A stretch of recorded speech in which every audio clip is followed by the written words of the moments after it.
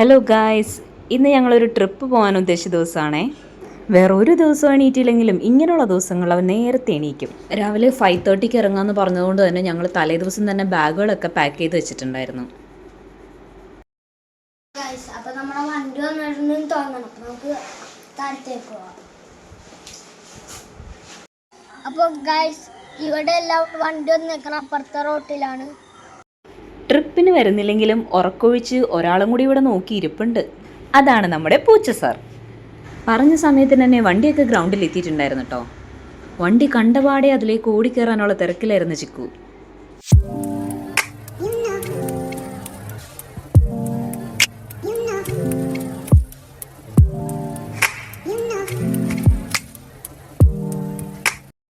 വലിയൊരും കുട്ടികളോടൊപ്പം ഒരു 10-39 പേരോളം ഉണ്ടായിരുന്നു കേട്ടോ നമ്മുടെ ഈ ട്രിപ്പിൽ. ചിലരൊക്കെ ചോദിക്കാറുണ്ട്, നിങ്ങൾ എന്തിനാണ് എപ്പോഴും ഈ മൂന്നാർ പോണിയെന്ന്. ദേ ഈ കാഴ്ച കണ്ടോ, ഇത് എത്ര തന്നെ കണ്ടാലും നമുക്ക് മതിയാവില്ല. പക്ഷെ ഇത്തവണത്തെ ട്രിപ്പ് ഞങ്ങളെ ലേശം ഒന്നും മടുപ്പിച്ചിട്ടോ. കാരണം മറ്റൊന്നുമല്ല, ബ്ലോക്ക്. അടിമാലി തുടങ്ങി ഞങ്ങൾക്ക് അങ്ങോട്ട് ഭയങ്കര ബ്ലോക്കായിരുന്നു. ചീയപ്പാറ വെള്ളച്ചാട്ടത്തിൻ്റെ അവിടെയും അത്യാവശ്യം നല്ല തിരക്കായിരുന്നു. റോഡ് സൈഡിലൊക്കെ നിറയെ വണ്ടികളായിരുന്നു. നമ്മുടെ വണ്ടി കുറച്ച് ദൂരെയാണ് പാർക്ക് ചെയ്തിട്ടത്. ഓൾറെഡി ബ്ലോക്ക് കാരണം ഞങ്ങൾ ലേറ്റ് ആയിരുന്നു. പിന്നെ ഇവിടെ അധികം സമയം സ്പെൻഡ് ചെയ്തില്ല. കുറച്ച് ഫോട്ടോസ് എടുത്തു ഞങ്ങൾ വേഗം തിരിച്ച് വണ്ടിയിലേക്ക് പോയി.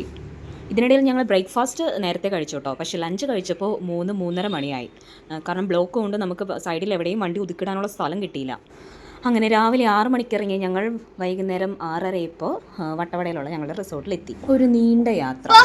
ഹലോ ഗൈസ്, അപ്പോൾ നമ്മൾ റിസോർട്ടിൽ എത്തിയിട്ടുണ്ട്. ഇനി ബാക്കിയുള്ള വിശേഷങ്ങളെല്ലാം അകത്ത് നിന്നിട്ടാണ്. റിസോർട്ടിൻ്റെ പേര് പോലെ തന്നെ വളരെ ക്വയറ്റ് ആയിട്ടുള്ളൊരു പ്ലേസ് ആയിരുന്നു കേട്ടോ ഇത്. വട്ടവട സെൻറ്ററിൽ നിന്ന് പിന്നെ ജീപ്പിലാണ് ഞങ്ങൾ ഈ ഡെസ്റ്റിനേഷനിൽ എത്തിയത്. ഒരുപാട് നേരം വണ്ടിയിൽ തന്നെ ഇരുന്നത് കൊണ്ടാണ് തോന്നുന്നത്, ഫസ്റ്റ് ഡേ തന്നെ ഞങ്ങൾ എല്ലാവരും ഭയങ്കര ടയേർഡായിരുന്നു.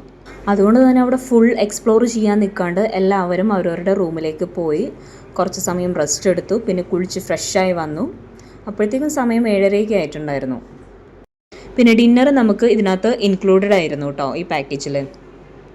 അങ്ങനെ ഡിന്നറൊക്കെ കഴിഞ്ഞ് ഞങ്ങൾ കുറച്ച് സമയം പൂൾ സൈഡിലൊക്കെ പോയിരുന്നു. അത് കഴിഞ്ഞപ്പോഴത്തേക്ക് അവർ ക്യാമ്പ് ഫയറിനുള്ള സെറ്റിങ്സൊക്കെ അവിടെ ചെയ്തിട്ടുണ്ടായിരുന്നു. ഡാൻസുകളിൽ മുഴുകിക്കഴിഞ്ഞപ്പോൾ പിന്നെ ഫയറിനെ ആരും മൈൻഡ് ചെയ്തില്ല എന്ന് തോന്നുന്നു. ആർക്കും വലിയ തടവൊന്നും ഉണ്ടായിരുന്നില്ല. ഫയർ എവിടെയോ കിടന്ന് കത്തുന്നു, ഞങ്ങൾ എവിടെയോ നിന്ന് ഡാൻസ് കളിക്കുന്നു. എന്തൊക്കെ പറഞ്ഞാലും പാട്ട് പാടി കളിക്കുന്ന ആ ഒരു വൈബ് ഉണ്ടല്ലോ, അതൊന്ന് വേറെ തന്നെയാണ്. ഉറങ്ങിക്കിടന്ന എല്ലാ കലാകാരന്മാരും സട കുടഞ്ഞെണീറ്റ സമയമാണത്.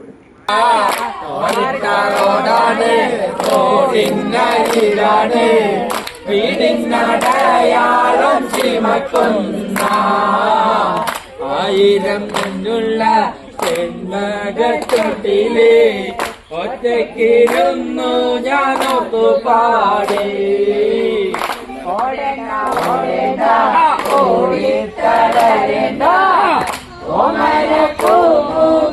അങ്ങനെ രാത്രിയിലത്തെ പാട്ടും ബഹളമൊക്കെ കഴിഞ്ഞ് ഞങ്ങൾ ഒരുപാട് ലേറ്റ് ആയിട്ടാണ് കിടന്നുറങ്ങിയത് കേട്ടോ.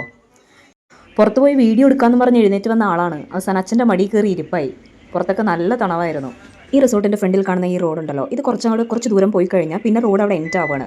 പിന്നെ ഒരു 5-6 കിലോമീറ്റർ ഫോറസ്റ്റ് പോലത്തെ ഒരു ഏരിയ ആണ്. അത് കഴിഞ്ഞാൽ കൊടൈക്കനാൽ ആണ് എന്ന് പറയുന്നു. ഞാനിവിടെ രാവിലെ പൂളിറങ്ങാന്ന് വിചാരിച്ചു, പക്ഷെ ഭയങ്കര തണുപ്പാണ് ഇവിടെ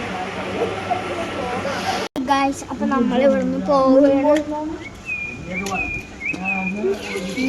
അപ്പോൾ ഗൈസ്, നമ്മൾ പോണ വഴിയിലൊക്കെ സ്ട്രോബെറി ഫാമൊക്കെ കണ്ട് കുറച്ച് സ്ട്രോബെറിയും മേടിച്ച് ഫോട്ടോസൊക്കെ എടുത്ത് കുറേ നേരം ഫാമിലൊക്കെ നടന്നു.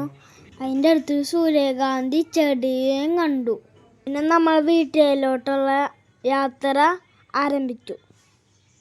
അങ്ങോട്ട് പോയാലും തിരിച്ചു വന്നപ്പോൾ നല്ല ബ്ലോക്കായിരുന്നു ഗൈസ്. അപ്പോൾ എൻ്റെ വട്ടവട വിശേഷങ്ങൾ ഇത്രയുള്ളൂ. ടാറ്റാ.